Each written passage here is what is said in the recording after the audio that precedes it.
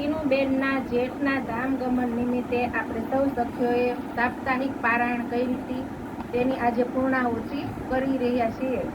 તો 10 और दो ये बुजुर्ग जो कहे सो बारी क़यामत के पूरे भये, ये तीसरी बड़ी फिरस्तों की फजर, पीछे उठ खड़ी दुनिया नूर नजर, पीछे उठ खड़ी दुनिया नूर नजर। प्रकरण 22 चौपाई 516। दिन क़यामत के पूरे कहे सो खास उम्मत वालों ने लहे, क्यों लहे जाकी की दो जग, जावे नहीं तीनों की सक। पुरसिस का दिन साहेब देखावे, क़यामत कोल दूजा कोई न पावे।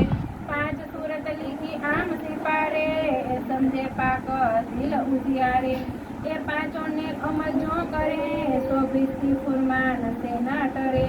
और झूठा काम बदफेली करे, सो दो की आग में पड़े। हमेशा दो की बदकार, रोज क़यामत के हुए खुआर। ए दिन गिने न किया मुकरर, ताई पहचानो जिंदगी खबर। कोई न जाने राह न जाने दिन, इन समय हादिए किए चेतन। उस दिन बदला होवे अति जोर, आंखों सीधे साहेब करे मरोर। तीत पहुँच के दई सुध दई तुम्हें कीन, गुजराती दई दईन। निहायत इस रोज की कोई न पावे, ए बादशाह कुर्सी का देखावे। इनको नफा न देवे कोई, तब कोई न किसी के दाखिल होए। कुवत दिन समय कहुए जाए, तो कोई नफा किसी को न सके पहुँचाए। हुक्म हादी का साहेब फुरमान, करे सिफायत खुदा मोमिनों पहचान। मोमिन यकीनदारों को चाहे, हुक्म भी उन्हीं को मिलाए। जब जाहिर हुआ रोजा और हज, तब काजिए खोलिया मुसाफ मगज। ये बात साहेबे छत्र साल सो कही, कर इमाम बिलंदी छता को दई, कर इमाम बिलंदी छता को दई। प्रकरण 23 चौपाई 525। 9वीं आगे अरफाइल गई, ले 10वीं आगो सब लीला गई। मजले सब 11 मद, सो कहे पुराण विवेक कई विद। ए 11 बीच बड़ो विस्तार, प्रगटे बिलद सब सिरदार। सब न्यामते सिफते जय सितार, उदया आए थे जो उस्तवार। छिपा था बुजुर्ग भगत, जाहिर हुआ रोज दिखाए क़यामत। 11 सुखले चले सिर के लिए, दूसरे तेरी में कायम किए। यो क़यामत हुई जाए मीना, मोहम्मद करीमत रोशना। एक सूरे उड़ाई के लिए, दूसरे तेरी में कायम किए। यो क़यामत हुई जाए मीना, मोहम्मद करीमत रोशना, मोहम्मद करीमत रोशना। प्रात प्यारे कीजे, महाराज कीजे। श्री कृष्ण नाम महिमा पर न आवे तोले एक ने, मुखे श्री कृष्ण कहंत। प्रसिद्ध प्रगट पादरी, करंत। कोट करो नर मेघना, स्वमे प्रात प्यारे कीजे। श्री कृष्ण जी अनादि अक्षरातीत, सो तो अब जाहिर भये, सब विद तना अक्षरातीत करतार। श्री अक्षरातीत बलवेरी ना हरे, बढ़ी गया काम सराड़े चढ़े। मन चितया कारज सरे, જ્યારે ધણી ધનવટ કરે, ત્યારે બલવેરી ના હરે। बढ़ी गया काम सराड़े चढ़े, मन चितया कारज सरे। दही प्रदक्षिणायति गणी, करू दंडवत प्रणाम। सौ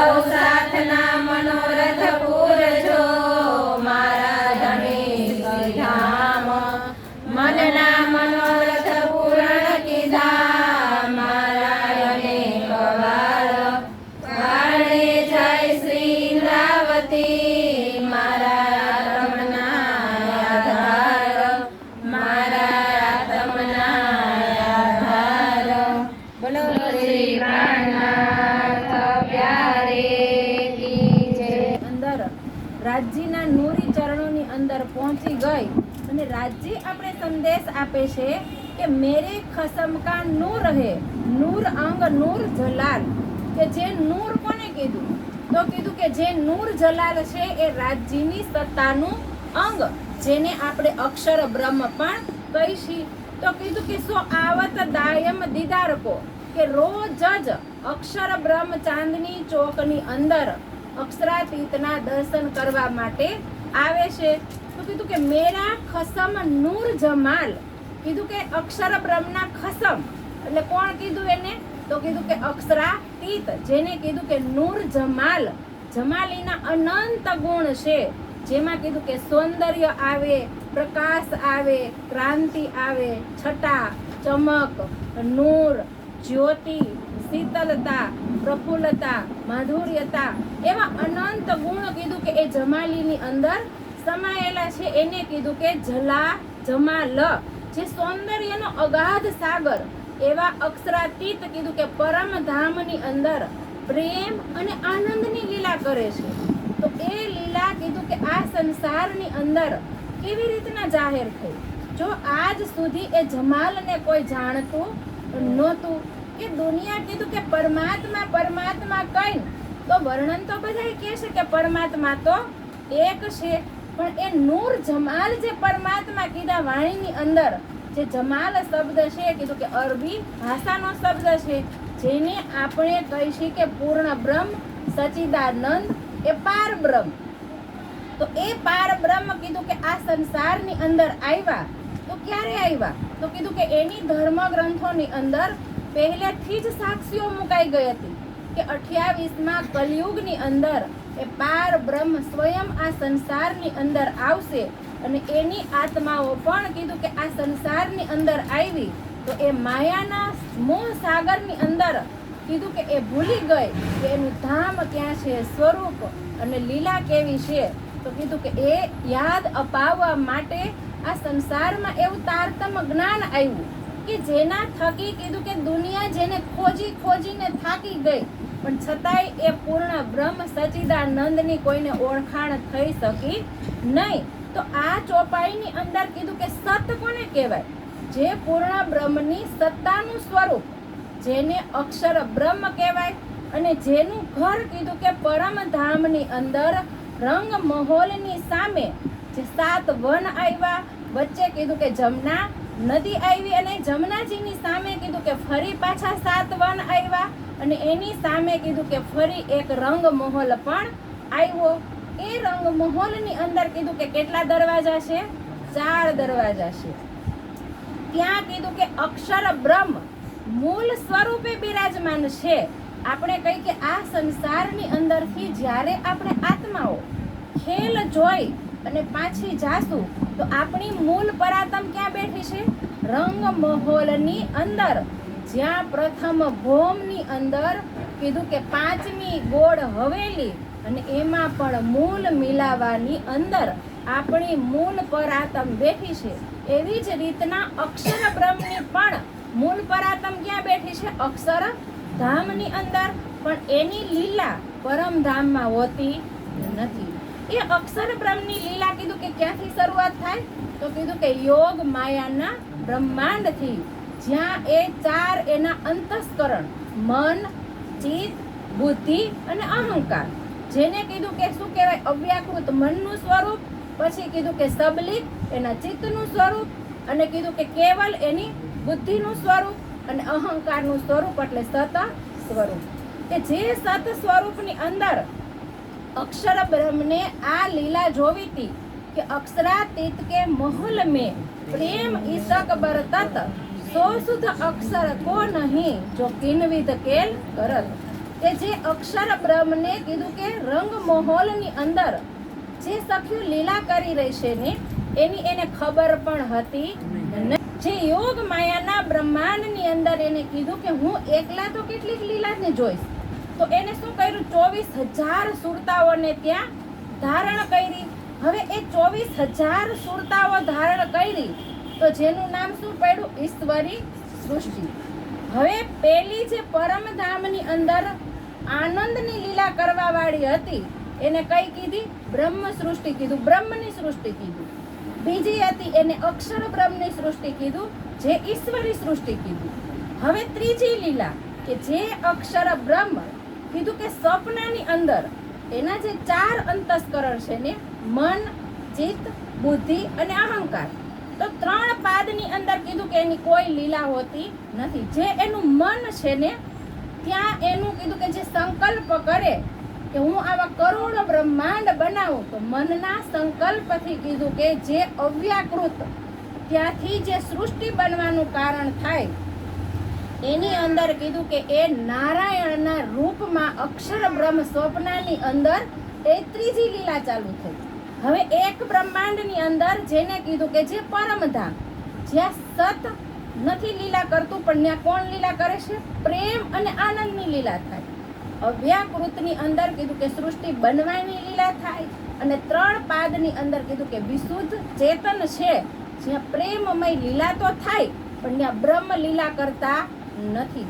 હવે કીધું કે જે ત્રીજો બ્રહ્માંડ જે સૃષ્ટિ બની અને એને આપણે આ જાગણીનો બ્રહ્માંડ કહી, એવો એક જ બ્રહ્માંડ કે અક્ષર બ્રહ્મના કીધું કે સ્વપ્નની અંદર એવા કરોડો બ્રહ્માંડ બન્યા, જેને કીધું કે જલાલીની લીલા.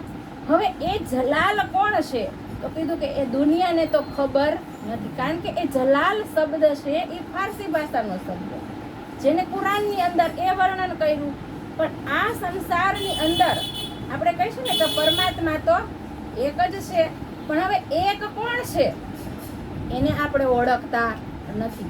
હવે કતેબ પક્ષવાળાના અલ્લાહ અલગ છે, હિન્દુ પક્ષવાળાના પરમાત્મા અલગ છે, ક્રિશ્ચન વાળાના ગોડ અલગ છે.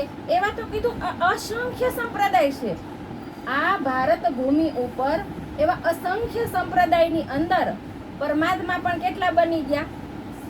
અસંખ્ય બની ગયા ને. આપણે ગમે એને પૂછી તો શું કે પરમાત્મા તો એક જ છે, અમારા છે ઈ તમારા છે ને, બધાને એક જ થયા ને.